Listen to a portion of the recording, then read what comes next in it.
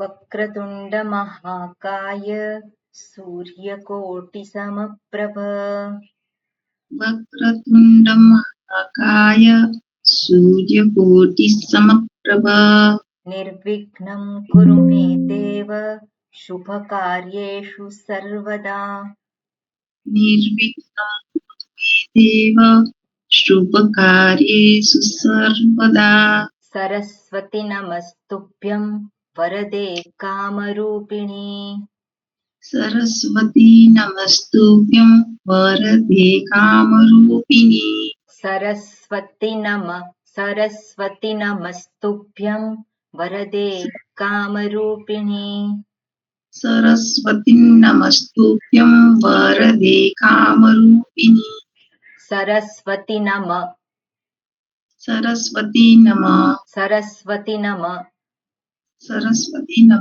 બે શબ્દને જુદા પાડવાના નથી, એક સાથે તીનો જે રીતે ન ને જેટલી જગ્યા છે, જેટલી સમય છે એટલો તીને સમય છે. ઓકે, એટલે તી દીર્ઘ થવો જોઈએ નહીં. સરસ્વતી નમસ્તુભ્યં સરસ્વતી નમસ્તુભ્યં સરસ્વતી નમસ્તુભ્યં સરસ્વતી નમસ્તુભ્યં વરદે કામરૂપિણી કામરૂપિણી વિદ્યારંભં કરિષ્યામિ વિદ્યારંભં કરિષ્યામિ સિદ્ધિર્ભવતુ મે સદા સિદ્ધિર્ભવતુ મે સદા સિદ્ધિર્ભવતુ મે સદા સિદ્ધિર્ભવતુ મે સદા ધીર નથી બોલતી, હું શું બોલું છું? સિદ્ધિ ધીર નથી કરતી. સિદ્ધિર્ભવતુ મે સદા સિદ્ધિર્ભવતુ મે સદા વાગર્થાવિવ સંપૃક્તૌ વાગર્થાવિવ સંપૃક્તૌ વાગર્થ પ્રતિપત્તયે વાગર્થ પ્રતિપત્તયે વાગર્થ પ્રતિપત્તયે વાગર્થ પ્રતિપત્તયે જગતઃ પિતરૌ વંદે જગતપિતરૌ વંદે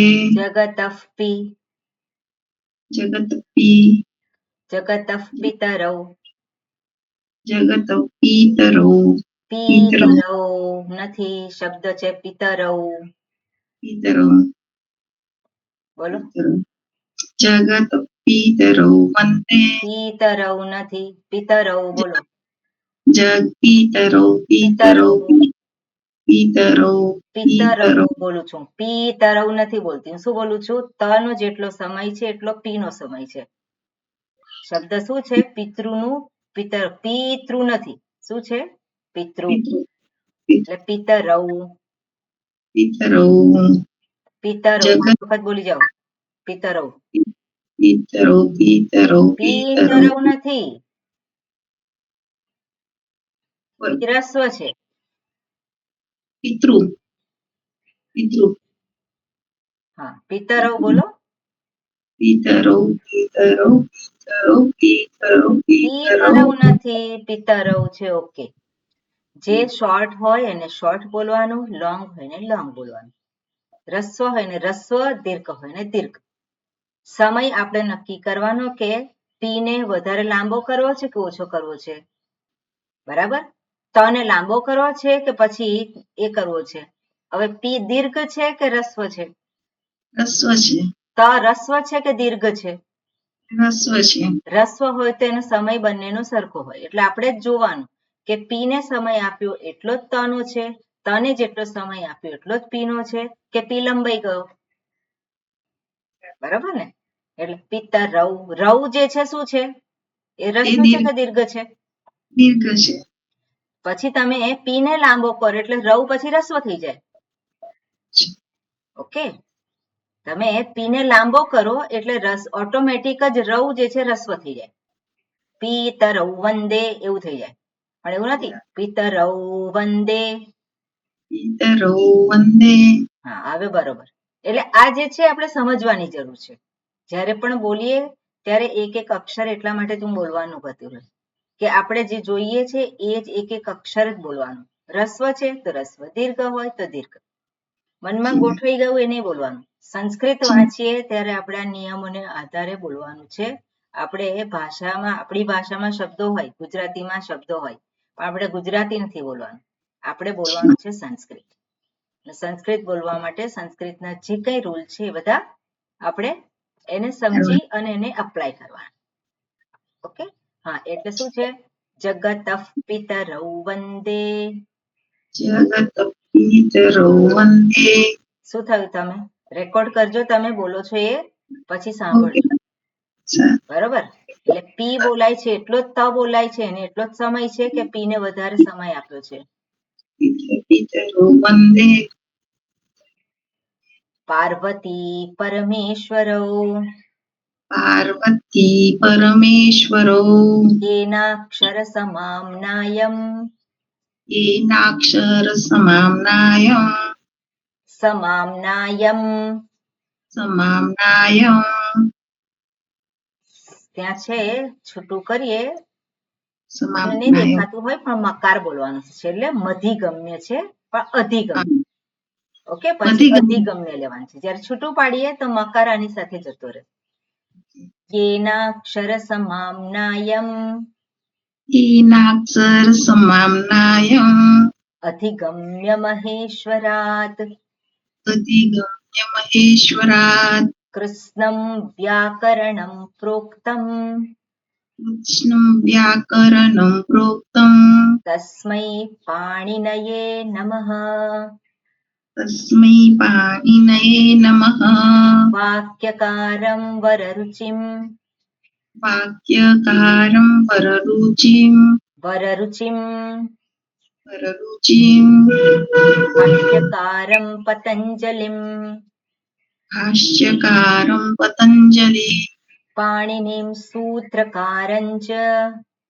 પાણિનિં સૂત્રકારं ચ. પ્रणतोऽस्मि मुनित्रयम्. प्रणतोऽस्मि मुनित्रयम्. रामो राजमणिः सदा विजयते. रामो राजमणिः सदा विजयते. रामं रमेशं भजे. रामं रमेशं भजे. रामेणाभिहता निशाचरचमूः. रामेणाभिहता निशाचरचमूः. रामाय तस्मै नमः. रामाय तस्मै नमः. रामान्नास्ति परायणं परतरम्. रामान्नास्ति परायणं परतरम्. रामस्य दासोऽस्म्यहम्. रामस्य दासोऽस्म्यहम्. रामस्य दासोऽस्म्यहम्. रामस्य दासोऽस्म्यहम्. स्म्यहम्. स्म्यहम्. स्म्य. स्म. स्म्य. स्म. સ્મ્ય છે ય છે ને ત્યાં સ્મય. નકાર જોડેલો છે. સ્મય. સ્મયહम्. રામે ચિત્તલયः સદા ભવતુ મે. रामे चित्तलयः सदा भवतु मे. ઓ રામ મામુદ્ધર. ओ राम मामुद्धर. તે માહેશ્વર સૂત્ર બોલો.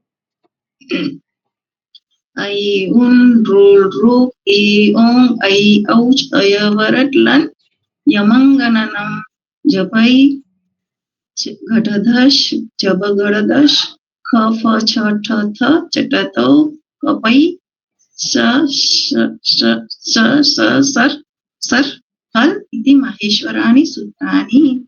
Okay, good.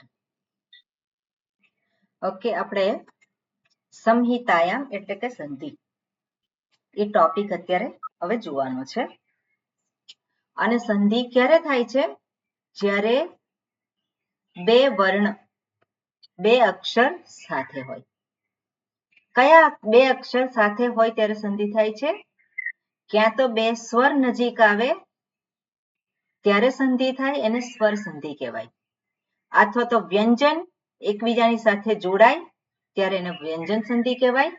અને વિસર્ગ સંધિ છે એ હલ સંધિ અંતર્ગત એટલે કે વ્યંજન સંધિ અંતર્ગત જ છે, પણ એનો ઉપયોગ ઘણો છે, એટલા માટે એને માટે વિસર્ગ સંધિ એવું નામ આપવાનું છે.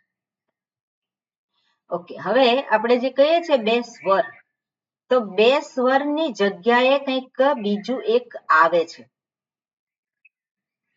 બીજું કંઈક આવે એમાં પોસિબિલિટી કેટલી છે? સંધિ જ્યારે હોય એમાં પોસિબિલિટી છે કે બંને બદલાઈ અને ત્રીજું જ કઈ એ જગ્યાએ આવે. બંને જે છે અ અને ઈ ભેગા થયા તો બંનેની જગ્યાએ શું આવી જાય? એ આવી જાય. પણ એવું જરૂરી નથી. પણ ઈ અને અ ભેગા થાય તો શું થાય? ઈ અને અ ભેગા થયા તો ઈકારનો યકાર થાય છે. અ એમનો એમ રહે છે. બરાબર? એ અને પછી અ હોય તો શું થાય છે? એનો અઈ થઈ જાય છે, પણ અ એમને એમ રહે છે. એટલે એનો અર્થ શું છે? સંધિ થાય ત્યાં ક્યાં તો બંને જે છે બદલાઈ અને ત્રીજું જ કંઈક ગોઠવાય, અથવા તો પહેલું જે છે એ બદલાય, અથવા તો બીજું છે એ બદલાય. આને સંધિ કહેવાય. આ જે ફેરફાર થયા છે એ આ પ્રકારના હોય છે. ક્લિયર છે આ વસ્તુ? એટલે જ્યારે બે સ્વર ભેગા થતા હોય ત્યારે એને સ્વર સંધિ કહેવાય, બે વ્યંજન ભેગા થતા હોય ત્યારે એને વ્યંજન સંધિ કહેવાય. હવે સ્વર અને વ્યંજન ભેગા થતા હોય એને સંધિ કહેવાય નહીં. વ્યંજન અને સ્વર ભેગું થાય તેને સંધિ કહેવાય નહીં. એટલે સ્વર અને વ્યંજન વચ્ચે, એટલે અચ અને હલ, અચ એટલે શું? સ્વર, અને હલ એટલે વ્યંજન, એ બેની વચ્ચે કોઈ સંધિ થતી નથી. આગળ આવશે અચ અને હલ જ્યારે ભેગા થાય ત્યારે એમાં કંઈક આદેશ થાય છે. આદેશ એટલે બેમાંથી એકની જગ્યાએ કંઈક આદેશ આપેલો હોય, એ જુદી વસ્તુ છે, પણ ત્યાં એને સંધિ કહેવાય નહીં. બરોબર? બે ભેગા થયા હોય અચ અને હલ ત્યારે કંઈક આદેશ આપેલો હોય, પણ એને સંધિ કહેવાય નહીં. એટલે સંધિ જે છે તો સંધિ ક્યાં થાય છે? તો સંધિ બે સ્વરની વચ્ચે થાય છે અને બે વ્યંજનની વચ્ચે થાય છે. ક્લિયર? આટલું આપણે આ બેકગ્રાઉન્ડમાં રાખવાનું. એટલે સંધિ ત્રણ પ્રકારની કઈ છે, પણ મુખ્યત્વે સંધિ આપણે જોઈએ તો સ્વર સંધિ અને વ્યંજન સંધિ છે. ઓકે, આપણે જોયું હતું સૂત્ર અણુદિત સવર્ણસ્ય ચ અપ્રત્યયઃ. જ્યારે પણ આપણે જે ચેન્જ કરવાનું છે, જે બદલવાનું છે, તો બદલવાનું છે ત્યારે આપણે કઈ રીતે ગ્રહણ કરવાનું છે એને? તો અહીંયા સ્વરના સંદર્ભમાં કે છે, સ્વર અને જે અર્ધ સ્વર કે છે, વોવેલ અને સેમી વોવેલ. જ્યારે પણ સૂત્રમાં અણ કયું હોય, અણ એટલે શું? બધા જ સ્વર અને વ્યંજન. જ્યારે પણ સૂત્રમાં આ પ્રકારનો શબ્દ દર્શાવ્યો હોય તો અણ એટલે એમાં આ બધા જ સ્વર અને અર્ધ સ્વર આવી ગયા.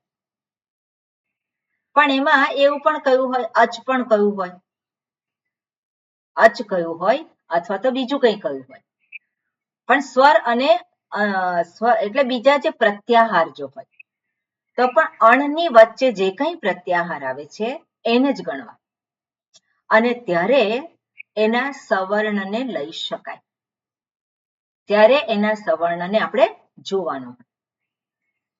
અને કે છે કે એ પોતે અને પોતાના જે કંઈ વેરિયન્ટ્સ, એટલે કયું આપણે કહ્યું તો 18, અ છે તેના 18 છે, ઈ છે તો એના 18 છે, એ રીતે એના જે છે એ બધા જ એનો સમાવેશ થઈ જાય છે. પણ શું છે? અપ્રત્યય. એટલે જ્યારે પ્રત્યય કોઈક દર્શાવેલો હોય સૂત્રમાં તો પ્રત્યયને સવર્ણ ગ્રાહક નિયમ લાગતો નથી. પ્રત્યય જ્યાં કયો હોય તો પ્રત્યય જે કહેલો છે એટલું જ ત્યાં લેવાનું છે. ધારો કે અપ્રત્યય કયો, તો અ કયો તો ત્યાં બીજા લેવાના નથી, માત્ર શું લેવાનું છે? અ જ લેવાનું છે. ત્યાં આ ના આવે, પ્લુત ના આવે, સ્વરિત ના આવે, અનુદાત કોઈ પ્રકારનું આવે નહીં. જ્યાં પ્રત્યયમાં અપ્રત્યય કયો હોય તો કયો લેવાનો? અ કયો હોય. આ કયો હોય તો શું લેવાનું? માત્ર આ લેવાનો. ઓકે, એટલે પ્રત્યયને છોડીને બાકીના બધા જ્યાં પ્રત્યાહાર અણની વચ્ચે જે કોઈ પ્રત્યાહાર આવી ગયા હોય તેના સવર્ણ ત્યાં લેવાના હોય. ઓકે, પછી બીજું કયું છે? ઉદિત.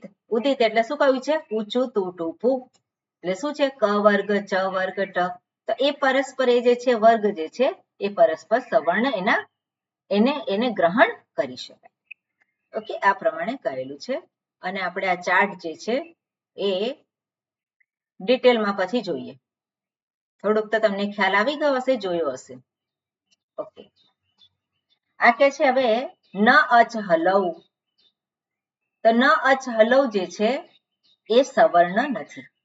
હવે આ બધી નોટ મેં જે આપી છે આ 23મી સુધી એ તો તમે બરોબર છે કે નોટમાં આ રીતે લખશો તો ચાલશે, પણ 24મા સૂત્રથી તમારે નોટમાં મેં જે કહ્યું છે એક આપ્યું છે સૂત્ર નંબર, પછી અનુવૃત્તિ એટલે પદચ્છેદ, અનુવૃત્તિ, વૃત્તિ અને ટ્રાન્સલેશન તમારે નોટમાંથી લખવાનું. ઓકે, એટલે એ બધું જ આ 24મા સૂત્રથી તમારે લખવાનું છે. અહીંયા મેં નથી લખ્યું, જાણી જોઈને નથી લખ્યું. એ તમારે જાતે જ એની પ્રેક્ટિસ કરવાની છે. એટલે અહીંયા એ વાત કરી છે. ઓકે, શું કહે છે? ન અચ હલવ. તો અપવાદ સૂત્ર છે, અપવાદ કર્યો છે સવર્ણ ગ્રાહકનું. જે આગળનું સૂત્ર છે એનો અપવાદ કર્યો છે. ન અચ હલવ એટલે અચ એટલે સ્વર અને હલ પરસ્પર અચ એન્ડ હલ જે છે એની સવર્ણ સંજ્ઞા થતી. અચની સવર્ણ છે એના જુદા છે, હલ જે છે એના સવર્ણ છે. હલના સવર્ણ છે કે નથી? ના, સવર્ણ પેલા જે 18 છે તે તો ખાલી સ્વરને જ લાગે ને? સ્વરના છે. હવે હલના સવર્ણ છે કે નહીં? ના માં નથી. નથી. કેમ? કુ ચુ તુ ટુ પુ. ઊંચું તો તું પૂ કે જે આખું છે. ક વર્ગ જે છે તો ક વર્ગના જેટલા છે એ સવર્ણ કહેવાય. ક વર્ગનું સવર્ણ કહેવાય. બરોબર ને? ચુ છે તો ચ વર્ગના સવર્ણ છે. 5 જે છે એ ચ વર્ગના સવર્ણ છે. એ 5 નું જે છે એ 25 જે છે એ શું છે? એ વર્ગ પ્રમાણે એ સવર્ણ છે. પણ અચ અને હલ એ પરસ્પર સવર્ણ ક્યારે નથી.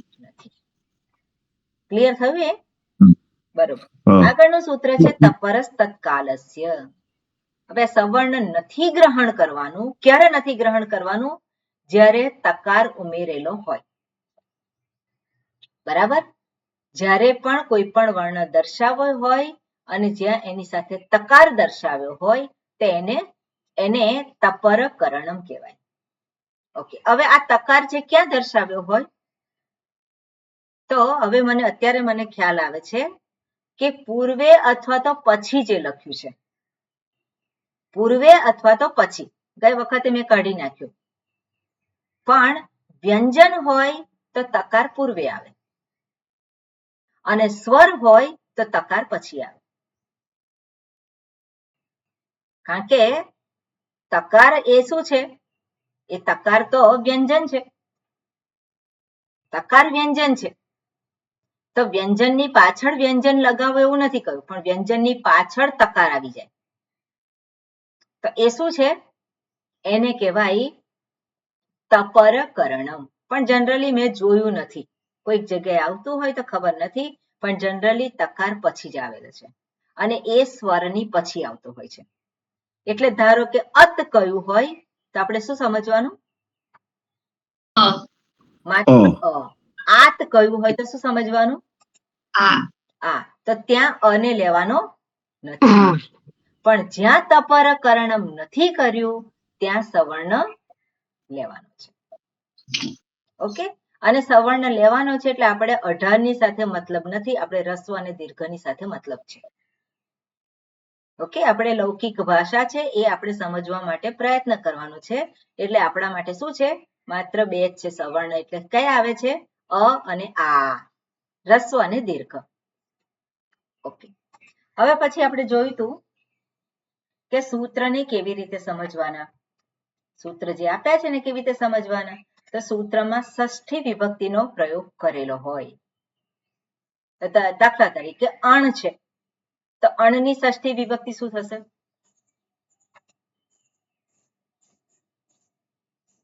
અણની ષષ્ઠી વિભક્તિ શું થશે?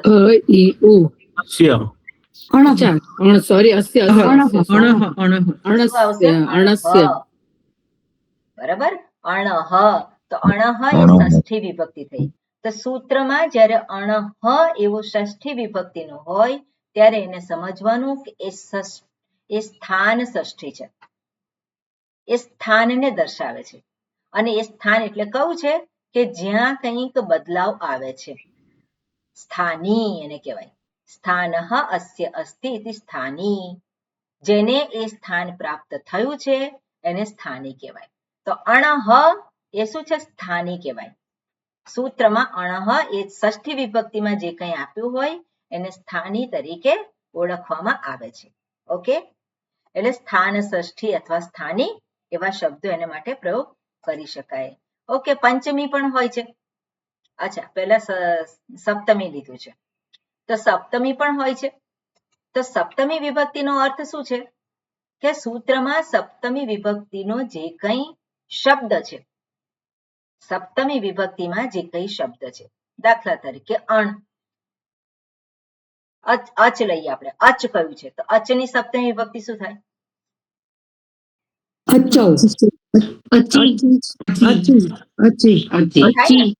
મરુત શબ્દ પ્રમાણે બધા રૂપ જોવાના, બધા પ્રત્યાહાર જે છે મરુત શબ્દ પ્રમાણેના રૂપ જોવાના. તો શું થાય છે? અચી. તો અચી જે લખ્યું હોય એ દર્શાવે છે કે એ સપ્તમી વિભક્તિ દર્શાવે છે. સ્થાની પછી સપ્તમીને ગોઠવવું. બરાબર, સ્થાનીમાં જે આપેલું છે એના પછી સપ્તમી વિભક્તિમાં જે ગોઠવેલું છે એનું સ્થાન આવે. પહેલા સ્થાની હોય અને પછી સપ્તમી વિભક્તિમાં જે કંઈ દર્શાવ્યું હોય, જે કોઈ પ્રત્યાહાર દર્શાવ્યો છે એને એ સ્થાની પછી ગોઠવવું. ક્લિયર? એનું જગ્યા છે સૂત્રમાં. સો માં એનો મતલબ કે આપણે જે પ્રથમા વિભક્તિમાં આદેશ થયો હોય એ ષષ્ઠીને લગાડવાનો અને ત્યાર પછી સપ્તમીમાં જે આપ્યો હોય તે એ આદેશ લગાડ્યા પછી સપ્તમી વિભક્તિને એની પાછળ લગાડવાની, એવું કહો? ના ના ના, લગાવવાનું એ પછી આખું આપણે જોઈશું પ્રોસીજર શું છે. ઓકે ઓકે, પ્રોસીજર કેવી રીતે છે આપણે જોઈશું. ઓકે, પંચમી વિભક્તિ આપેલી હોય તો પંચમી વિભક્તિ ક્યાં આવે છે? પહેલા આવે છે. એટલે પંચમી વિભક્તિમાં જે કંઈ શબ્દ આપેલો છે એના દ્વારા જે કંઈ ગ્રહણ કરવાનું છે પંચમી વિભક્તિ. ધારો કે અણ છે તો અણની પંચમી વિભક્તિ શું થાય? અણહ. અણહ થયું પંચમી વિભક્તિમાં. તો અણ એટલે શું? હવે મને કહો, અણ એટલે શું?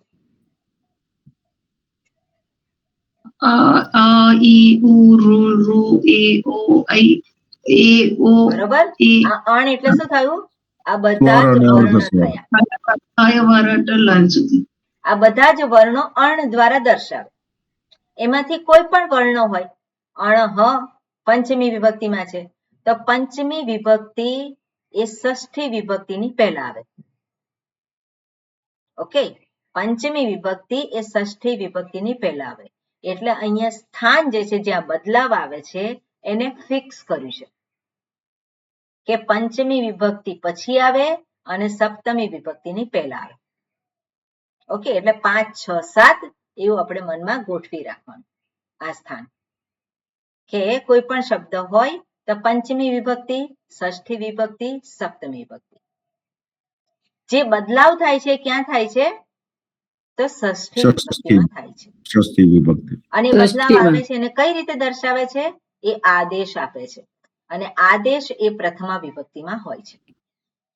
ક્લિયર? આટલી વસ્તુ આ મિકેનિઝમ છે એને સમજવાની છે અને પછી એના ઉદાહરણ આપણે જોઈએ છે આપણે.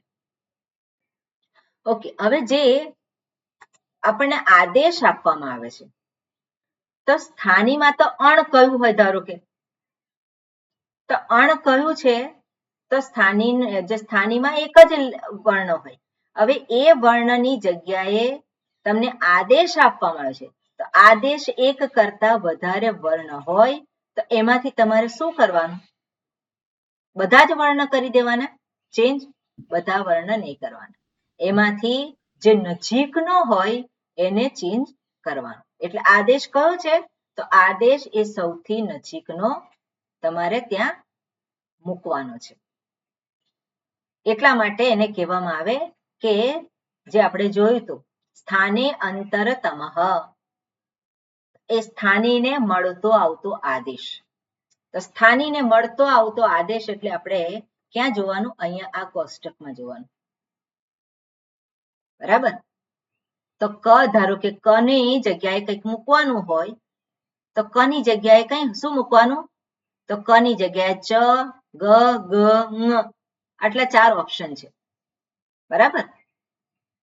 ક ની જગ્યાએ કઈ મૂકવાનું હોય તો શું છે? આ ઓપ્શન છે. ચ ની જગ્યાએ મૂકવાનું હોય તો એમાં ગકાર ના થાય.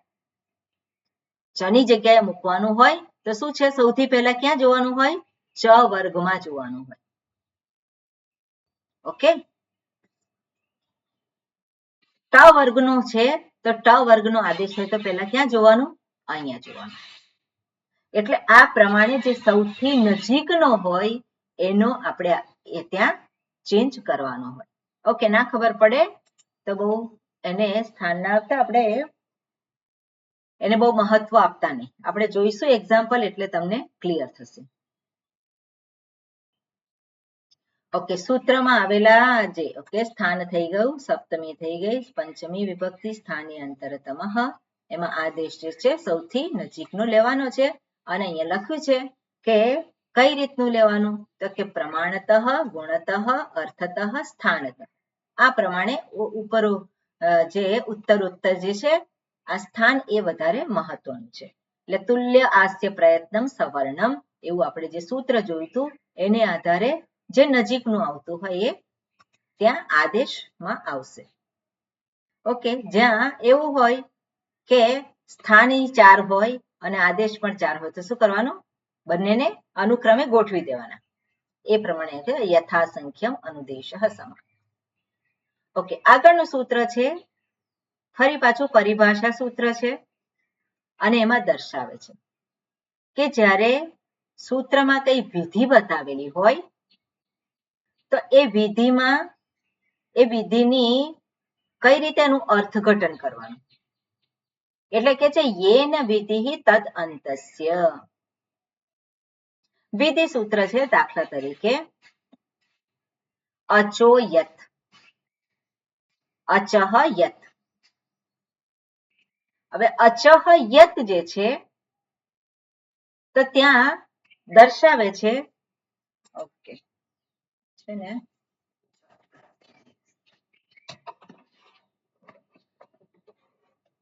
અચહ યત છે તો અચ એટલે શું? એટલે બધા જ સ્વર. બધા સ્વર. અચ એટલે શું? બધા જ સ્વર. બધા સ્વર. બરાબર? હવે અચ એટલે બધા જ સ્વર, પણ બધા જ સ્વર બધા શબ્દમાં તો ના હોય ને. એટલા માટે કોઈ પણ એક સ્વર. અને અચહ જે છે એ કઈ વિભક્તિ છે?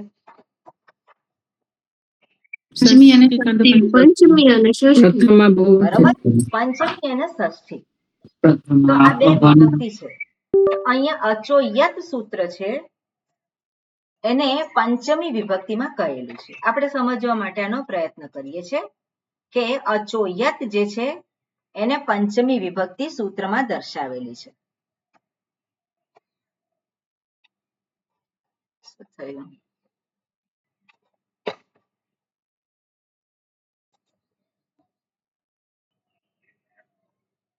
બરોબર. દાખલા તરીકે છે આ અચો યત. યત આ પ્રત્યય છે. બરાબર? યત પ્રત્યય છે. એમાં ય બાકી રહે છે. ય બાકી રહે છે તો ત શું છે અહીંયા? તપરકરણ.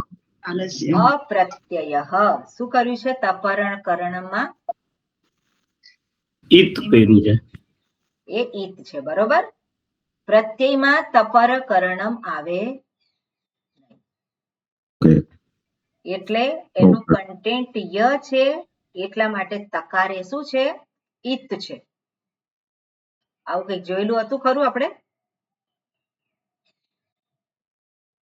આવું કઈ જોયેલું હતું ખરું પહેલા?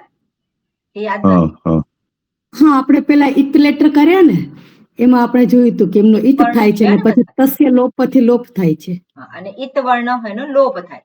તો આ તકાર જે છે એ કયા સૂત્રથી ઈત વર્ણ થશે? હલંત્યમ. બરોબર, હલંત્યમથી આ તકાર જે છે એ જતો રહેશે એટલે ઈત કહેવાય છે અને ઈતનો લોપ થાય છે, માત્ર ય રહે છે. એટલે અહીંયા જે વિધિ દર્શાવી છે શું કે છે? હવે એમાં અનુવૃત્તિ પણ આવે છે, ધાતોહો. તો બંને શબ્દ છે પંચમી વિભક્તિમાં છે. આ વિધિ સૂત્ર છે કે અજંત ધાતુ છે. ધાતુ અજંત છે એને યથ પ્રત્યય લગાવવાનું. અજંત ધાતુ એટલે શું? અજંત ધાતુ એટલે જે ધાતુ જેનો અંત અચમાં થાય છે. બરાબર, જેનો અંત અચમાં થાય છે. તો આપણે જોઈએ કે કૃ ધાતુ છે, અચમાં થયો અંત. બરાબર, હા કૃ ધાતુનો અંત અચમાં છે કારણ કે રૂ એ શું છે? અચ અંતર્ગત છે, સ્વર અંતર્ગત છે. એને યત પ્રત્યય લગાવવાનો. બરોબર, આને લગાવ્યો. હવે અછોયત કયું છે તો અહીંયા એનો અર્થ શું કરવાનો? અર્થ થાય છે અજંતસ્ય.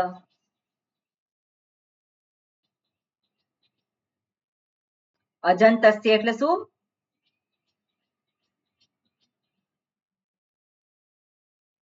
અચ અંતસ્ય સંધિ થઈ, સંધિ થઈને અજંતસ્ય થઈ ગયું. આ સંધિનો શબ્દ છે અજંતસ્ય. તો અંત શબ્દ જે લગાવ્યો છે એ કેમ લગાવ્યો? એને માટે આ સૂત્ર છે. બરાબર, એટલે અંત શબ્દ જે છે એ જ્યારે કયું હોય કે અચહ અચોયત વિધિ સૂત્ર, અને એ વિધિ સૂત્ર છે કે અજંત ધાતુમાં યત પ્રત્યય લગાવો. એટલે અજંત કેવી રીતે કર્યું? તો આ સૂત્રથી કે છે કે જેનો અંત અચથી થતો હોય એવું દર્શાવવા માટે આ સૂત્ર દર્શાવે છે કે યેન વિધિ, જેને માટે વિધિ સૂત્ર આપવામાં આવ્યું છે. તો શેને માટે છે? એ અંતને ગ્રહણ કરવાનું. એટલે અચની સાથે શું કરવાનું હોય? અંત શબ્દને લગાવવાનો. ક્લિયર થયું? આને કહેવામાં આવે છે ફરી એકવાર કોનેમાં નથી હજુ ક્લિયર થયું એકદમ. જી એકવાર ફરી કોનેમાં? ઓકે, આમાં શું કહ્યું છે કે આ સૂત્ર છે વિધિ સૂત્ર અચોયત, અને એમાં યત પ્રત્યય દર્શાવેલો છે, પ્રત્યયને લગાવવાનો છે. હવે અચ અને યત, અચ અને એને ય પ્રત્યય લગાવો. હવે અચને ય પ્રત્યય લગાવો એટલે શું? અચને ય પ્રત્યય લગાવો એનાથી તમને એનો આપણે શું કહેવાય કે એના અર્થની ખબર પડે છે. અચને ય પ્રત્યય લગાવો, ધાતુ છે પાછું અહીંયા શબ્દ છે અચ ધાતુને પ્રત્યય લગાવો.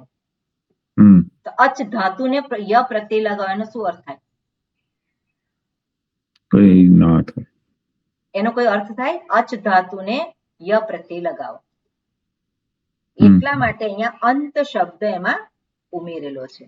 એટલે જ્યાં પણ વિધિ કઈ હોય તો આવી રીતે શું કરવાનું? એના અંતને, અચથી અંત આવતી ધાતુને. ખ્યાલ આવ્યો? એને કહેવાય જે વિધિ દર્શાવી છે તો ત્યારે જનરલી શું લેવાનું છે? અંત શબ્દ ત્યાં ઉમેરવાનો. ઓકે, ખ્યાલ આવ્યો? ના ખ્યાલ આવે તો કઈ વાંધો નહીં, આગળ આપણે જોઈશું અને એમાં જે પ્રમાણે કર્યું છે એ પ્રમાણે આપણે કરવાનું. ઓકે, આના સંદર્ભમાં એક વાર્તિક છે અને વાર્તિકમાં કહ્યું છે યસ્મિન વિધિ તદાદૌ અલગ્રહણે.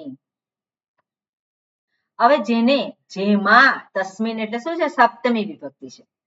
એટલે સપ્તમી વિભક્તિ જો દર્શાવી હોય એટલે જ્યારે પણ કોઈ વર્ણને દર્શાવ્યો હોય અલ ગ્રહણેષુ યસ્મિન વિધિ તદ આદૌ ઇતિ વક્તવ્ય. અહીંયા શું કર્યું છે? અચ અંત કહ્યું છે. પંચમી વિભક્તિ હોય તો એને અંત શબ્દ લગાવવાનો, પણ સપ્તમી વિભક્તિ હોય તો શું શબ્દ લગાવવાનો? આદિ. બરાબર? સપ્તમી વિભક્તિ હોય તેને આદિ એ શબ્દ લગાવવાનો. કેમ એવું લગાવવાનું છે? કારણ કે જે કંઈ પાછળની જે કન્ડિશન છે એમાં શરૂઆતનો જે વર્ણ છે એ મહત્વનો છે. આ શબ્દથી શરૂ થતો. દાખલા તરીકે આપણે જોઈએ કે આ અચોયત છે, એમાં તો સપ્તમી વિભક્તિ છે નહીં, પણ અહીંયા દાખલા તરીકે સંધિ સૂત્ર છે ઈકહ યણ ઈકો યણ અચી. અચી એટલે શું છે? સપ્તમી વિભક્તિ છે અને અચમાં કયા બધા જ સ્વર આવે. એટલે શું થાય? અચ થી શરૂ થતો કોઈ પણ વર્ણ હોય, કોઈ પણ શબ્દ હોય, શું આવે કે ઈકહ, ઈકના સ્થાને યણ કરવાનો, એના પછી અચ હોય તો અચ હોય એટલે સિમ્પલ છે, પણ વિધિ સૂત્ર હોય ત્યારે શું કરવાનું થાય? આ તો ઈકો યણચીમાં શું છે? માત્ર સંધિનું સૂત્ર છે, બદલવાનું છે. પણ વિધિ સૂત્ર દર્શાવ્યું હોય તો ત્યાં શું કરવાનું હોય કે અચ થી શરૂ થતો શબ્દ હોવો જોઈએ. એટલે જ્યાં સપ્તમી વિભક્તિ હોય તો એને આદિ શબ્દ લગાવવાનો, પંચમી વિભક્તિ હોય તેને અંત લગાવવાનો, અને સ્થાની ક્યાં આવે? ષષ્ઠી વિભક્તિમાં. બરોબર?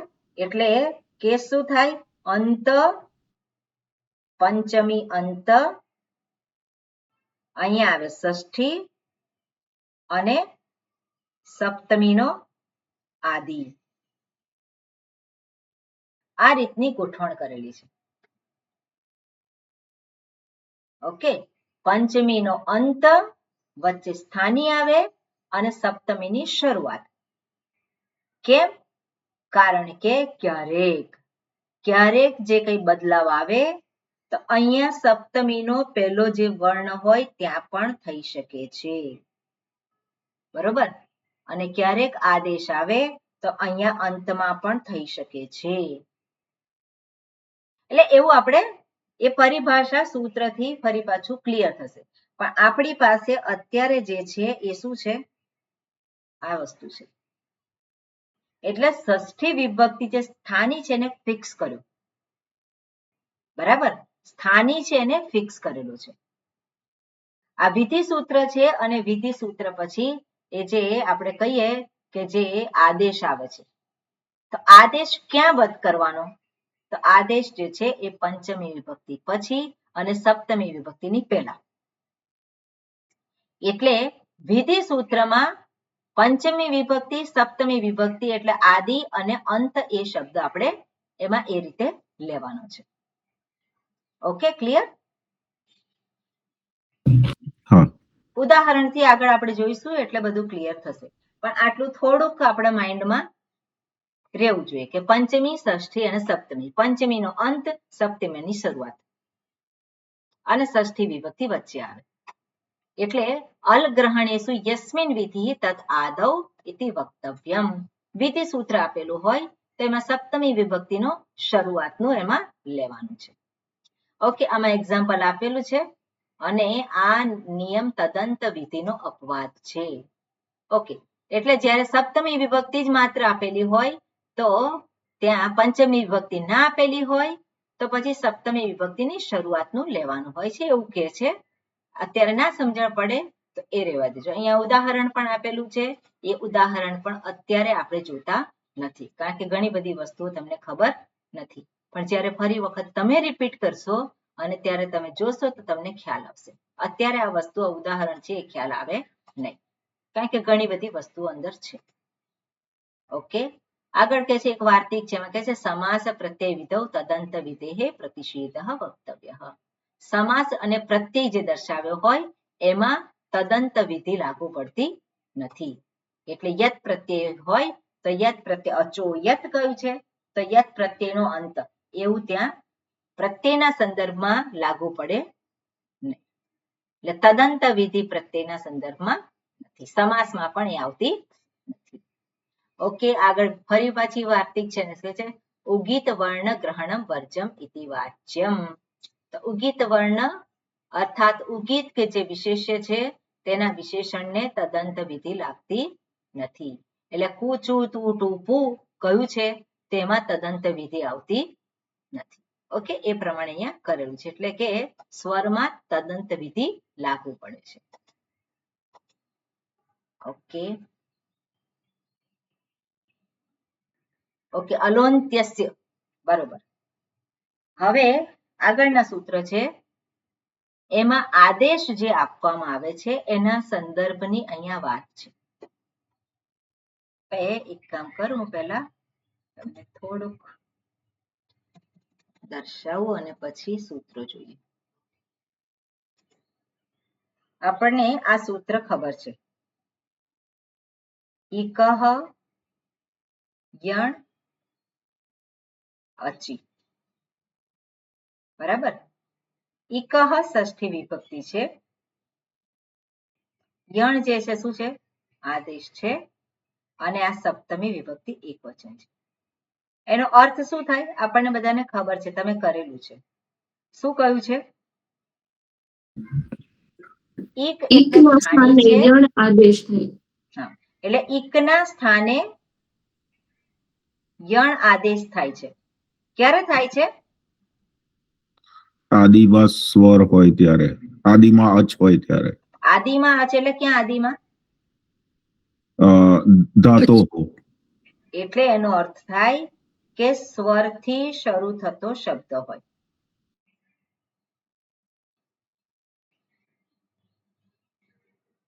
એટલે શબ્દની આદિમાં બરોબર શબ્દની શરૂઆત જ્યારે સ્વરથી થતો હોય.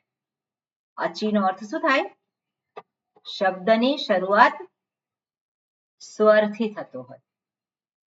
કારણ કે અચીને ક્યાં મૂકવાનું છે ઇકો યણ અચી આની અંદર રાખવું જ પડશે મારે. ઇકો યણ અચી જે છે તો ઇક જે છે એ ષષ્ઠી વિભક્તિ છે, યણ એ આદેશ છે અને અચી જે છે અહીંયા છે. પંચમી વિભક્તિ છે અહીંયા પંચમી વિભક્તિ નથી, માત્ર ષષ્ઠી વિભક્તિ છે. તો ષષ્ઠી વિભક્તિમાં ઇક એટલે શું કોણ કહેશે ઇક એટલે શું ઇકહ કયું છે એનું પ્રાતિપદિક શું છે ઈ ઉ રૂ એનું પ્રાતિપદિક છે ઈક. ઇક અને ઇક એટલે શું ઈ ઉ રૂ ઈ ઉ રૂલ રૂ ઈ ઉ રૂ અને લુ રૂ આ પ્રાતિપદિક એટલે ઇક દ્વારા આ વર્ણોને દર્શાવે છે. યણ કોને દર્શાવે છે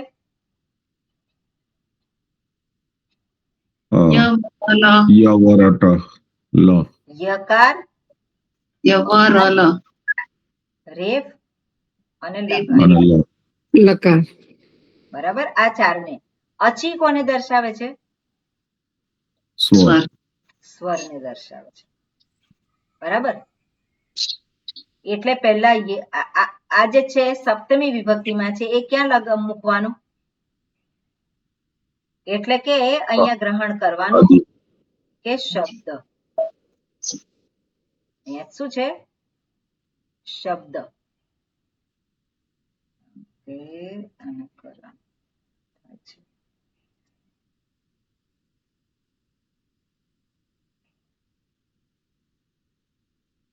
થોડી પ્રેક્ટિસ કરવી પડશે મને.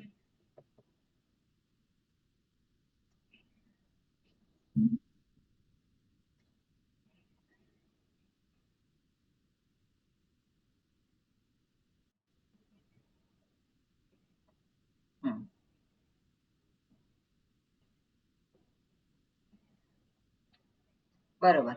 એટલે અહીંયા શું છે આ જે છે શબ્દ એટલે ઈ કે ઉ કે રૂ કે ર એ સ્થાની છે. એના સ્થાને શું થાય છે યકાર વકાર રેફ અને લકાર આદેશ છે. પણ આ ષષ્ઠી વિભક્તિ છે અને આ સપ્તમી વિભક્તિ છે. એનો અર્થ શું થાય કે ઈકાર ઉકાર રુકાર અથવા તો લુકાર જે છે એ જે છે એના પછી અચ આવે. બરાબર, આ સ્થાની છે અને સ્થાની પછી સપ્તમી વિભક્તિનો શબ્દ છે. આ સપ્તમી વિભક્તિમાં એટલે એનો અર્થ શું થયો કે સ્થાનીમાં જે છે એના પછી જે કોઈ પણ સ્વર આવતો હોય તો એ સ્થાનીની જગ્યાએ શેનો આદેશ થાય છે?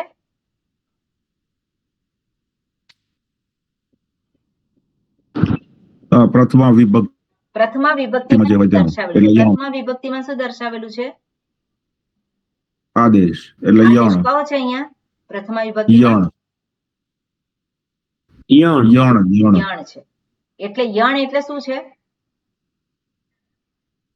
રલ યવર.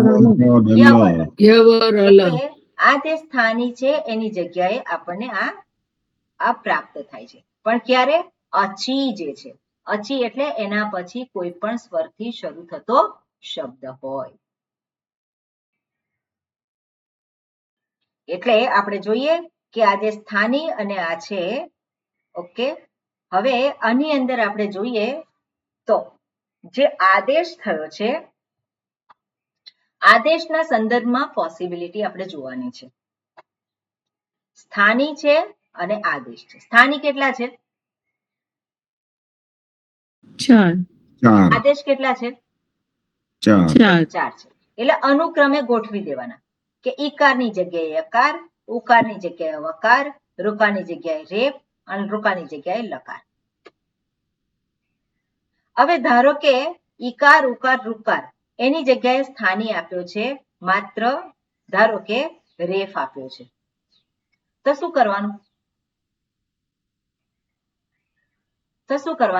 આ રેફ એક માત્ર છે તો પસંદગી કરવાનો કોઈ સ્કોપ નથી. શું કરવાનું? ચારેની જગ્યાએ એક જ આવે. ખ્યાલ આવ્યો? ચારેની જગ્યાએ એક જ આવે. ધારો કે અહીંયા જે સ્થાની જે છે એ માત્ર એક જ છે. ધારો કે ઉકાર છે અને પછી આમાં 4 ઓપ્શન છે તો કયો આવશે? ઉકાર. આ ના ઉકાર સવર્ણ જે છે લેવો સ્થાની પડે છે અને એની જગ્યાએ આદેશ 4 આપેલા છે. એટલે સૌથી નજીકનું જે હોય તે સૌથી લેવાનું એવું હોય. નજીકનો કયો છે? યકાર યકાર, યકાર. વકાર, રેફ યકાર. અને લકાર. એમાં ઉમાં સૌથી નજીકનો કયો છે? યકાર થશે. રેપ થશે. ના એ પેલા કોષ્ટકમાં જ વ જોવું થાય પડશે. વકાર એટલે કોષ્ટકમાં અહીંયા જોવાનું. બરોબર, સૌથી રેપ. નજીકનો શું થાય? તો સ્થાન અને રુકાર. પ્રયત્નને આધારે. તો હવે ઉકાર જે આપણે જોયો તો ઉકારમાં નજીકનો કયો થશે? એમાં જુઓ વ થાય વ. શું થશે? ઉકાર ક્યાં છે? વ. અહીંયા છે. હા ઉકારની લાઈનમાં શું આપેલું છે? વ. વકાર છે અહીંયા હમ. ય વર અલમાંથી. હમ તેનો આદેશ શું થશે? વકાર. વકાર. વકાર થશે. ઓકે. એટલે આ રીતે જે નજીકનું હોય એનો અહીંયા આદેશ થશે. આ ખ્યાલ આવ્યો? બરોબર. હવે આગળ આપણે જોવાનું છે કે નિયમ છે સામાન્ય નિયમ. આટલું આપણે આ જોયું. સામાન્ય નિયમ એવો છે કે જ્યારે પણ કોઈ શબ્દમાં બદલાવ કરવાનો હોય તો શબ્દમાં છેલ્લો વર્ણ હોય એની જગ્યાએ આદેશ આવી જાય. બરોબર, છેલ્લો વર્ણ હોય ત્યાં જ આદેશ આવે. આદેશને ક્યાં બદલવાનું? સ્થાનીમાં ક્યાં બદલવાનું છે? તો જે સ્થાની જે છે એમાં છેલ્લો વર્ણ છે ત્યાં બદલવાનું છે. હવે આપણે ઉદાહરણ જોઈએ કે આ ઈક જે છે અને યણ થાય છે એનું ઉદાહરણ છે હરી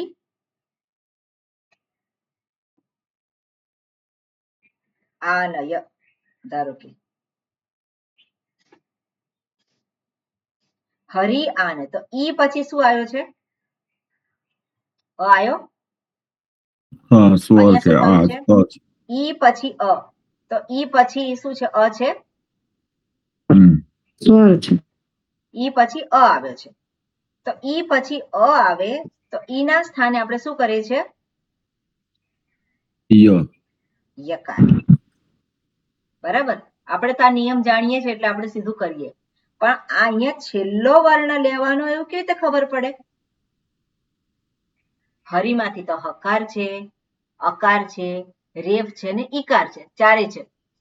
તો છેલ્લો વર્ણ તમારે એને જ સ્થાની ગણવાનો એવી કેવી રીતે ખબર પડે? એને માટે સૂત્ર દર્શાવે છે. કયું સૂત્ર છે? અલોન્ત્યસ્ય. આદેશ જે છે ક્યાં આવે છે? તો કે જનરલ નિયમ એવો છે, સામાન્ય નિયમ એવો છે કે જે કંઈ સ્થાનીમાં દર્શાવેલું છે એનો છેલ્લા વર્ણની જગ્યાએ એ આદેશ આવી જાય. બરોબર? છેલ્લો વર્ણ એ બદલાઈ જાય એવો સામાન્ય નિયમ છે. બીજું આગળ જે છે ગીચ. ગીચ એટલે શું કહ્યું છે અહીંયા? ગીત એટલે શું? ગીત. ગીત એટલે શું?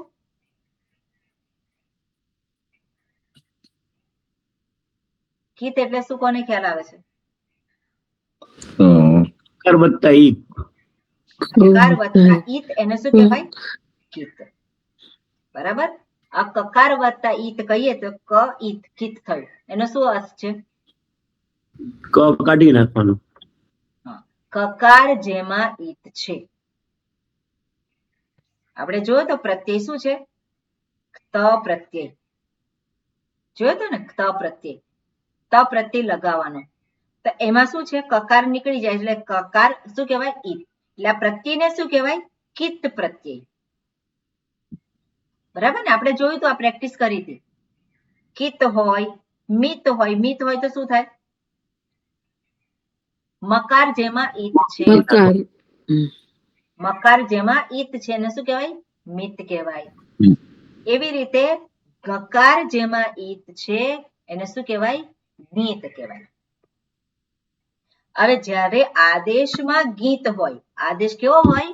ગીત હોય તો પણ શું કરવાનું છે? એનો પણ છેલ્લી જે શબ્દનો અંત જે છે એના સ્થાને જ બદલાવ આવે છે. એટલે છેલ્લો વર્ણ બદલાય છે. હવે આ જે છે એ પહેલા એનું આપી દીધું છે. આ બે સૂત્ર જે છે એ છેલ્લા વર્ણમાં બદલાવ આવે છે એ વાત કરે છે. ઓકે, આગળનું સૂત્ર શું કે છે?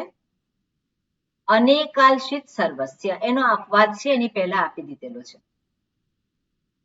તો એની અંદર શું કે છે? ઓકે, આદેહે પરસ્ય. એ સૂત્રને પછી જોઈએ. પણ અનેકાલશિત સર્વસ્ય.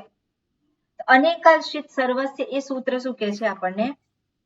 જ્યાં આદેશ અનેકાલ છે. આદેશ કેવો છે? અનેકાલ. હવે અનેકાલ શબ્દનો અર્થ શું થાય? અનેક અલ. અલ એટલે શું? અલ એટલે શું? બધા સ્વર અને વ્યંજન. સ્વર અને બધા વ્યંજન. એક કરતા વધારે સ્વર કે વ્યંજન હોય. આદેશમાં કેટલા હોય? એક થી વધારે હોય. એને શું કહેવાય? અનેકાલ હોય. એટલે આદેશ જ્યારે એક થી વધારે હોય ત્યારે શું કરવું? તો જો આદેશ એક થી વધારે હોય અને જે સ્થાની જે છે સ્થાની પણ એક કરતા વધારે હોય અથવા તો એક હોય તો શું કરવાનું? એને આખાને બદલી નાખવાનું.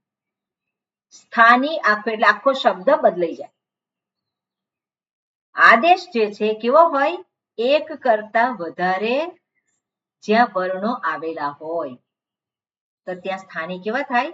સ્થાની આખો જ બદલાઈ જાય. ક્લિયર થયું? જો આદેશ એક વર્ણનો હોય તો સ્થાનીના અંત ભાગને બદલે. જો આદેશ અનેક અલ હોય એટલે કે એક કરતા વધારે એ હોય તો એ સ્થાનીને આખો બદલી નાખે. પણ જો આદેશમાં આદેશ ગીત હોય તો અનેકાલ હોવા છતાં પણ એ માત્ર સ્થાનીના છેલ્લા ભાગને બદલશે. ઘણા બધા ઉદાહરણ આપણે જોવાના છે.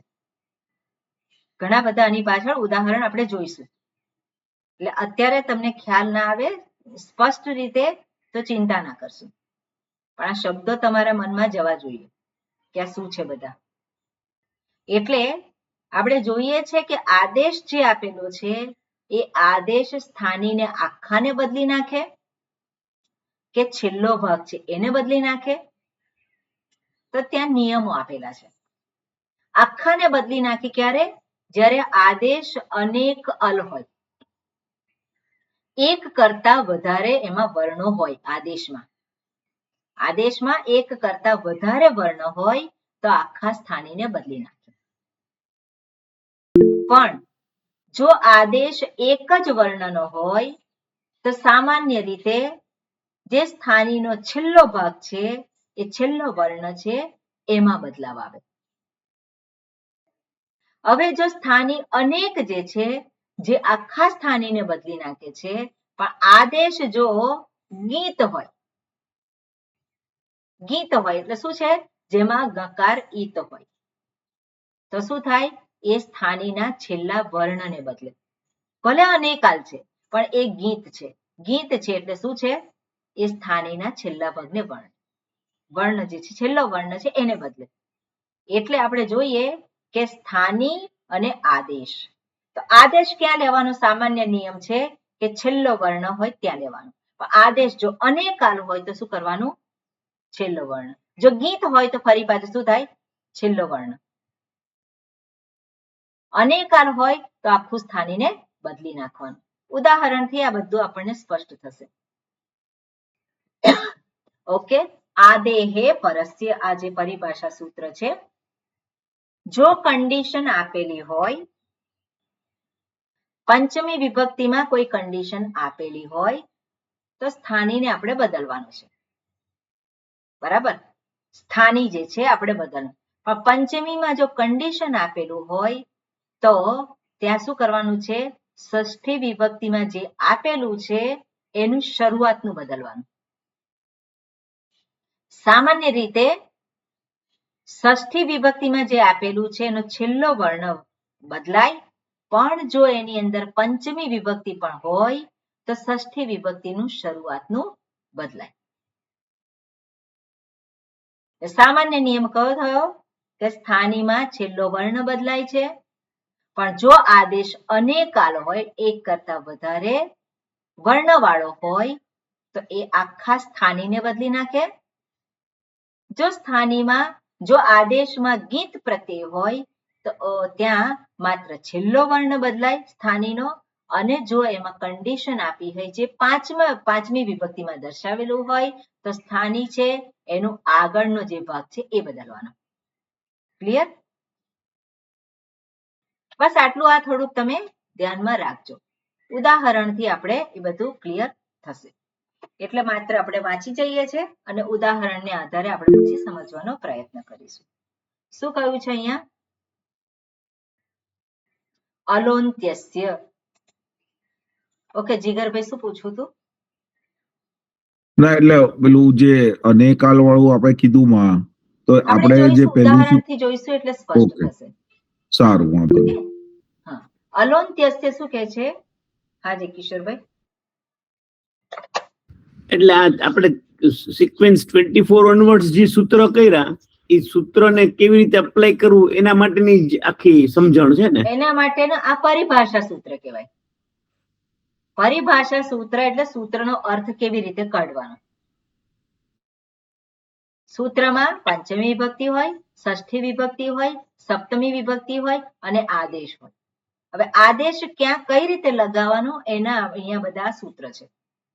કે આદેશ જે છે ક્યાં ષષ્ઠી વિભક્તિમાં ક્યાં લગાવવાનો? તો ષષ્ઠી વિભક્તિમાં જે કંઈ હોય એની સામાન્ય રીતે છેલ્લો વર્ણ હોય એના સ્થાને આવી જાય. પણ જો આદેશ એક કરતા વધારે વર્ણ વાળો હોય તો શું કરવાનો? આખા સ્થાનીને બદલી નાખવાનો. પણ એવું જરૂરી નથી કે અનેક વર્ણવાળો એટલે આખા સ્થાનીને. જો ગીત પ્રત્યેમાં ગીત હોય, ગકાર ઈત હોય તો માત્ર છેલ્લા વર્ણને. અને જો પંચમી વિભક્તિ કોઈ વિશેષ કન્ડિશન આપી હોય તો ત્યાં શું કરવાનું છે? ષષ્ઠી વિભક્તિની શરૂઆતનું બદલવાનું. અને એને માટે અહીંયા છે. ઓકે, શું છે? તો કે અલોન્ત્યસ્ય, ષષ્ઠી વિભક્તિ વાળા શબ્દના સ્થાને જે આદેશ કહેલો તે આદેશ શબ્દના અંત્ય અલના સ્થાને થાય છે. ગીત ચ, તો ષષ્ઠી વિભક્તિ વાળા શબ્દને સ્થાને જે ગીત આદેશ કહેલો હોય એટલે કે એક કરતા વધારે અલ વાળો હોય તો પણ તે આદેશ શબ્દના અંત્ય અલના સ્થાને જ થાય છે. એટલે અહીંયા કહું છે અનેકાલશિત સર્વસ્ય, એ જે સૂત્ર જે છે એનું પૂર્વે અપવાદ કરેલો છે. અનેકાલશિત સર્વસ્ય એ પછી આવશે, પણ એનો આ પૂર્વ અપવાદ છે. એટલે અનેકાલ એટલે શું છે? અનેક અલ આદેશ હોવા છતાં પણ જ્યાં ગીત આદેશ હોય ત્યાં એ અંત્ય અલના સ્થાને જ થાય છે. સંપૂર્ણ સ્થાનીને એ બદલતો નથી. અને એના માટેનું ઉદાહરણ આપેલું છે, એ અત્યારે આપણે જોતા નથી. આગળ બધા ઉદાહરણ આપેલા છે. પણ અહીંયા જ્યારે ફરી વખત તમે નોટ વાંચો, આ સમજી અને ફરી નોટ વાંચો તો તમારે એક ઉદાહરણ તમે વાંચ્યું એટલે તમને મગજમાં ક્લિયર થઈ જાય કે હા આવું થાય છે. એટલા માટે ઉદાહરણ અહીંયા લખેલું છે. ઓકે, આ દેહ પરસ્ય શું કે છે કે તસ્માદ ઇતિ ઉત્તરસ્ય મુજબ પંચમી નિર્દિષ્ટ શબ્દ, એટલે પંચમી, ષષ્ઠી અને સપ્તમી આપણે જોયું તો આપણે ગોઠવણ કરી હતી. એટલે તસ્માદ ઇતિ ઉત્તરસ્ય શું દર્શાવે છે કે પંચમી વિભક્તિ પછી ષષ્ઠી વિભક્તિ આવે. અહીંયા કે છે પંચમી નિર્દિષ્ટ શબ્દથી બતાવેલું કાર્ય તેના પછીના શબ્દ એટલે કે પરમાં થાય છે. અને અલોન્ત્યસ્ય મુજબ તે કાર્ય પરના અંત્ય અલના સ્થાને થવું જોઈએ, પરંતુ આ સૂત્ર તેનો અપવાદ કરીને કહે છે કે પરમાં કરવાનું કાર્ય તેના આદિ અલના સ્થાને થાય છે. ઓકે, મેં દર્શાવ્યું છે એ જ કહ્યું છે અને આપણે ઉદાહરણથી આપણે જોઈશું. સામાન્ય નિયમ અત્યારે જોઈએ છે. શું કહે છે? અનેકાલશિત સર્વસ્ય શું કહે છે કે આ સૂત્ર 1:1:52 નો અપવાદ કહે છે. 1:1:52 કયું સૂત્ર છે? તો અલોન્ત્યસ્ય, એનો અપવાદ કહે છે. શું કહે છે કે ષષ્ઠી નિર્દિષ્ટ શબ્દના સ્થાને કહેલો આદેશ એક કરતા વધારે અલવાળો હોય અથવા શીત હોય તો તે આદેશ આખા શબ્દના સ્થાને થાય છે. માત્ર છેલ્લા વર્ણને બદલતો નથી, પણ આખા જ શબ્દને બદલી નાખે છે. ઓકે, અહીંયા હવે ઉદાહરણ શરૂ થાય છે. 13-14 ઉદાહરણ છે એ આપણે જોઈશું. બરોબર, હવે માત્ર અહીંયા હું બોલું છું અને એ વસ્તુ તમે સાંભળજો, સમજવાનો પ્રયત્ન કરજો. સૂત્ર છે અહીંયા 3-4-101. શું દર્શાવે છે? તસ થસ થમી પામ તામ તમ તામહ. જે આપણે તી તહ અંતિ ને બધા પ્રત્યયો જે લગાવીએ છીએ એના સંદર્ભમાં વાત કરેલી છે કે લોટ લકાર તમારે કરવાનો હોય તો લોટ લકારના પ્રત્યયો કયા છે? નેક્સ્ટ ટાઈમ તમે જ્યારે આવો ક્લાસ હોય ત્યારે લોટ લકારના પ્રત્યયો તું તામ અંતુ, ડેશ તમ ત, આની આવ આમ, તામ ઇતામ અંતામ. પછી કોઈને યાદ છે ખરા? કોઈને યાદ નથી. સ્વ હઈ આવ હઈ આમ હઈ. તો તું તામ અંતુ છે, તેમાં તસ પ્રત્યય છે, થસ પ્રત્યય છે, થ પ્રત્યય છે અને મિપ પ્રત્યય છે. આવા 4 બેઝિક પ્રત્યયો છે અને એમાં જે બદલાવ આવે છે એની અહીંયા વાત કરે છે. એટલે 4 પ્રત્યયોની જગ્યાએ એમાં કંઈક ચેન્જ થાય છે. એટલે 4 પ્રત્યયો સ્થાની થયા. એ જે સ્થાની છે એને આદેશ આપેલા છે. એ આદેશ કયા છે? તામ, તામ, તમ, ત અને અમ છે. અને સાથે સાથે ગીત, તો પ્રત્યય કેવા છે? ગીત છે. ગીત છે એટલે શું થશે? એ એના છેલ્લા સ્થાનીના છેલ્લા વર્ણને બદલશે. હવે સ્થાની કયું છે? ઓકે, ગીત લકાર છે. અહીંયા ગીત એટલે લકારને દર્શાવે છે. ગીત એ પ્રત્યયમાં નથી. એટલે અહીંયા જોઈએ તો પ્રત્યયો કયા છે અને એ સ્થાની છે. તો તસ થસ થ મી પામ. હવે અહીંયા તસ જે છે એ કેટલા વર્ણ છે અહીંયા તસમાં? 3 3 વર્ણ છે. કયા વર્ણ છે? 3 વર્ણ. તકાર અકાર ને સકાર. તકાર, અકાર અને સકાર. થસમાં કેટલા વર્ણ છે? 3. શું? એમાં પણ 3 વર્ણ છે, થકાર, અકાર ને સકાર. થમાં કેટલા છે? અકાર અકાર. બરોબર. મીપમાં પકાર ઈત છે કે એટલે માત્ર મી રહે છે. કેટલા વર્ણ છે? મકાર અને એટલે બધા જ જે છે એક કરતા વધારે છે. બરોબર, એક કરતા વધારે છે. એટલે છેલ્લો વર્ણ બદલવાનો કે આખો બદલવાનો? હવે એના આદેશ જે આપેલા છે એ પણ 4 છે. સ્થાની 4 છે અને આદેશ પણ 4 છે. તો કયા આદેશ છે 4? તામ, તમ, ત અને અમ. તો તામ અનેકાલ છે કે એકાલ છે? એકાલ એટલે જેમાં એક જ અલ છે, એક જ વર્ણ છે. અને અનેકાલ એટલે એક કરતા વધારે વર્ણ. હવે તામમાં કેટલા છે? અનેકાલ થશે એ તો. અનેકાલ છે. અનેકાલ કહેવાય ને, બધાને સ્પષ્ટ છે. અનેકાલ એટલે જેમાં એક કરતા વધારે વર્ણ છે એવો છે આ શબ્દ તામ. બરાબર, એવો આ જે છે પ્રત્યય છે. એટલે ચેન્જ જે આપણે કહીએ આદેશ છે.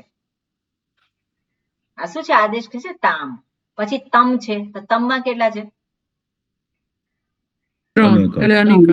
એટલે અનેકાલ છે. ત અનેકાલ છે કે એકાલ છે? અનેકાલ જ થશે. અનેકાલ. અને અમ જે અકાર છે અનેકાલ છે કે એકાલ છે? અનેકાલ. હા, એકાલ. એકાલ કેવી રીતે થયો? વર્ણ છે 3 છે એટલે અનેકાલ. મકાર છે ને, આમ છે તો એકાલ કેવી રીતે થયો? પ્રત્યયમાં ઈત લેટર ગણવાનો નથી. પ્રત્યયમાં ક્યારેય પણ ઈત લેટર આવે, સોરી, પ્રત્યયમાં નહીં પણ આદેશમાં. આદેશમાં ઈત લેટર ગ્રહણ કરવાનો નથી. પ્રત્યયમાં તો આવે જ, પણ આદેશ જ્યાં દર્શાવ્યો હોય તો ત્યાં ઈત લેટર જ્યાં સુધી દર્શાવ્યું ના હોય ત્યાં સુધી ગણવાનો નહીં. એટલે અહીંયા શું છે? અમ એ આદેશ છે. હવે બધા જ અનેકાલ છે. અનેકાલ છે એટલે સ્થાનીના સ્થાને શું કરવાનું? બધા બદલી નાખવાના કે છેલ્લો વર્ણ બદલવાનો? બધા. અનેકાલ હોય તો આખું સ્થાનીનું એટલે ચેન્જ થઈ થસના જાય. સ્થાને શું આવી જશે? તામ. તામ આવી જાય. થસના સ્થાને શું આવી જાય? તમ. તમ આવી જાય. થના સ્થાને શું આવશે? ત. ત આવશે. અને મીના સ્થાને શું આવશે? અમ આવશે. એટલે શું છે? તું ટીપ તસજી. તો તસના સ્થાને તામ, તો તું તામ થયું કે નહીં? તામ, તું તામ અંતુ. પછી આગળ છે તમ, તમ અને અમ. એટલે આ તમે જોશો એની અંદર તો તમને ખબર પડશે. એટલે લોટ લકારના પ્રત્યયોમાં બદલાવ આવે છે. કયા સૂત્રથી આવે છે? આ સૂત્રથી આવે છે. અહીંયા આપણે જોઈ રહ્યા છે શું કે આદેશ જે છે અનેકાલ હોય તો આખા સ્થાનીને બદલી નાખે. કયા સૂત્રથી? અનેકાલશ્રિત સર્વસ્ય. આ પરિભાષા સૂત્ર છે, એનાથી બદલાશે. હવે આમાં કઈ કઈ પરિભાષાઓનો ઉપયોગ થયો છે એને આપણે પછી રાખીએ, કારણ કે થોડુંક વધારે પડતું થશે. નેક્સ્ટ ટાઈમ પછી એ વસ્તુને જોઈશું. ઓકે, આગળનું સૂત્ર છે અસ્તેર ભૂ. અનુવૃત્તિ જે છે ઘણી બધું આપેલું છે. અર્ધ ધાતુ કે, પ્રત્યયે, પરે, 7મી વિભક્તિ છે. 6ઠ્ઠી વિભક્તિ, પહેલી વિભક્તિ અને 7મી વિભક્તિ. તો અસ્તેહે, અસ્તેહે જે છે અસ્થિ શબ્દનું ષષ્ઠી વિભક્તિ એકવચન છે. અને અસ્થિ શબ્દ જે છે દર્શાવે છે અસ ધાતુને. કેવી રીતે અસ ધાતુ થાય છે અસ્થિનું એ પછી બધું જ આવશે આગળ. પણ અસ્તેહે એટલે અસ ધાતુનો ભૂ આદેશ થાય છે. અસ ધાતુનો શું આદેશ થાય છે? ભૂ આદેશ થાય છે. હવે અસના સ્થાને ભૂ કરવાનું છે. તો ભૂ જે છે આદેશ કર્યો છે એકાલ છે કે અનેકાલ છે? અને અનેકાલ. અનેકાલ છે. તો અનેકાલ છે એટલે શું થશે? આખા સ્થાનીને બદલી નાખે. એટલે અસના સ્થાને શું થઈ જશે? ભૂ થઈ જશે. ભૂ. એટલે અસ્ત ધાતુ ભૂ આદેશ લે છે. ક્યારે? તો કન્ડિશન આપેલી છે આગળ. સપ્તમી વિભક્તિ જનરલી કન્ડિશન દર્શાવે કે જો એના પછી આ આવતું હોય તો. બરાબર? એટલે ધાતુ શું છે? તો કે અર્ધ ધાતુ કે પ્રત્યય કેવો હોય? અર્ધ ધાતુક હોય. એને આપણે પછી જોઈશું, અત્યારે નહીં ખ્યાલ આવે. એટલે અસ ધાતુનો ભૂ આદેશ થાય છે. અહીંયા ઉદાહરણ આપ્યું છે અસ અને તુમુન. તો તુમુન જે પ્રત્યય જે છે એ અર્ધ ધાતુક પ્રત્યય છે. એટલે અસ અને તુમુન અર્ધ ધાતુક પ્રત્યય છે. એટલે અસ ધાતુનો આદેશ શું થઈ ગયો? ભૂ થઈ ગયો. પહેલા શું કરી દેવાનું? અસ ધાતુ ભૂ થઈ ગઈ. અને પછી આખી બીજી વિધિ દર્શાવેલી છે. એટલે આ પ્રમાણે આમાં ચેન્જ આવે છે. એટલે થોડો ખ્યાલ આવ્યો ખરો? સ્થાની અને આદેશના સંદર્ભમાં કે સ્થાની છે એમાં ક્યાં તો છેલ્લો વર્ણ બદલાય, અથવા તો આખું સ્થાની બદલાઈ જાય, અથવા તો સ્થાનીનો પૂર્વ ભાગ માત્ર બદલાય. એ શેને આધારિત છે? આદેશને આધારિત છે. આદેશ જો અનેકાલ હોય તો આખા સ્થાનીને બદલી નાખે. આદેશ જો ગીત હોય તો આખા સ્થાનીને બદલે કે ના બદલે? ગીત હોય તો આખા સ્થાનીને બદલે નહીં, માત્ર છેલ્લો. અનેકાલ હોય, આદેશ અનેકાલ હોય તો સામાન્ય રીતે આખા સ્થાનીને બદલી નાખે. પણ આદેશ અનેકાલ હોય અને ગીત હોય, જેમાં ગકાર ઈત હોય, તો એ આખા સ્થાનીને બદલે નહીં, માત્ર સ્થાનીનો છેલ્લો વર્ણ છે એને બદલે. પણ સામાન્ય નિયમ શું છે? સામાન્ય નિયમ છે કે જે આદેશ જે છે એકાલ હોય, અને એકાલ છે માટે સ્થાની જે છે એના છેલ્લા વર્ણને જ બદલે છે. ક્લિયર થયું? સ્થાની એક વર્ણનો હોય તો પછી સવાલ નથી, જે કંઈ આદેશ છે એ બદલી નાખવાનો. જો આદેશ એક વર્ણનો હોય તો શું કરવાનું? તો છેલ્લો વર્ણ બદલાય. સ્થાનીનો છેલ્લો વર્ણ બદલવાનો. હવે સ્થાની અને આદેશ એક જ વર્ણનો હોય શું કરવાનું? બદલી નાખવાનું. ખરું ને? જ્યાં એક કરતા વધારે વર્ણ હોય ત્યારે જ વિચારવાનું છે. જ્યાં સ્થાની એક વર્ણ છે, આદેશ પણ એક વર્ણ છે, શું કરવાનું? બદલી નાખવાનું. આગળ આવશે એના માટે. એને જ અંત ગણો, એને જ આદિ ગણો. એક જ વર્ણ હોય શું કરવાનું? એક જ પુત્ર હોય તો શું કહેવાનું? પહેલો કે પછી છેલ્લો? એક જ બાળક હોય શું કરવાનું? પહેલું કે છેલ્લું? એ જ પહેલું કહેવાય ને એ જ છેલ્લું કહેવાય. તો શું કરવાનું? એ બદલાઈ જાય. કઈ પરિભાષા? કઈ પરિભાષા? તો સામાન્ય નિયમ લાગુ પડે છે. આવે અલોન્ત્યસ્ય. ખરું ને? એટલે આ પ્રમાણે આ બધા સૂત્રોને અહીંયા દર્શાવેલા છે. વિશેષ આપણે ઉદાહરણથી સમજીશું એટલે સ્પષ્ટ થશે. એટલે અત્યારે ના સમજાયું હોય તો ચિંતા કરજો, પણ વાંચજો ખરા, નોટ વાંચજો. ઓકે. ઓમ શાંતિ શાંતિ શાંતિ. હરિ ઓમ શ્રી ગુરુભ્યો નમઃ. હરિ ઓમ. હરિ ઓમ. હરિ ઓમ. હરિ ઓમ. વાંચતા રહેજો.